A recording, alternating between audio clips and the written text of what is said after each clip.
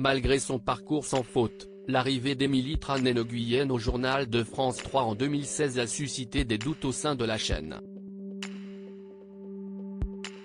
À l'occasion du Festival de Cannes qui démarre ce mardi 16 mai, l'équipe de C'est à vous sera en direct de la Croisette, au plus près des Marches, pour accueillir les stars du cinéma français et international. Mais la première partie restera animée depuis Paris par une des membres de la rédaction, Émilie Tranès-Nguyen. Pour discuter de ce rôle qui lui a été confié, la journaliste était interrogée ce 15 mai dans Téléstar. Alors que les éditions nationales des journaux télévisés de France 3 seront supprimées à partir de septembre 2023, la journaliste présentatrice du 12/13e de la chaîne a donné son avis sur ce rendez-vous qu'elle mène depuis 7 ans. Si est-il un rendez-vous qui va me manquer et qui manquera au public, parce qu'il parle de la France et à la France d'où je viens. Pour moi, l'après reste à écrire mais le champ des possibles est immense.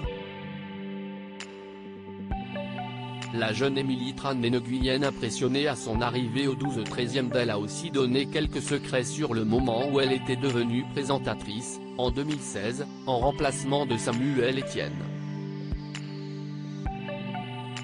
Elle qui est âgée de 38 ans n'avait alors que 30 ans et elle confie, certains, en interne, étaient perplexes.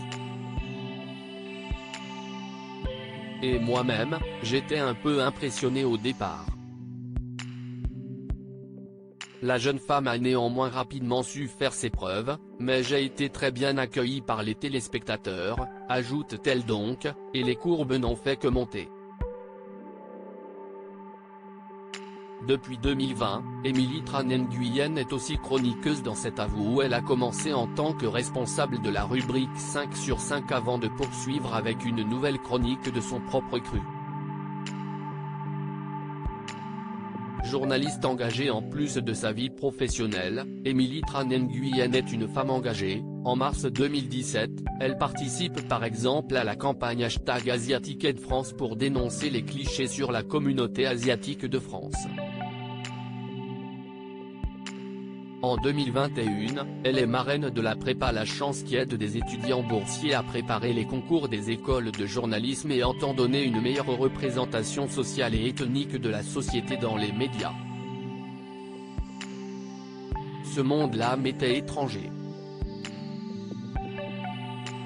Il me semblait impossible à rejoindre, justifiait alors la maman de 2 jeunes enfants dont le petit dernier, Pio, est né en juin 2022.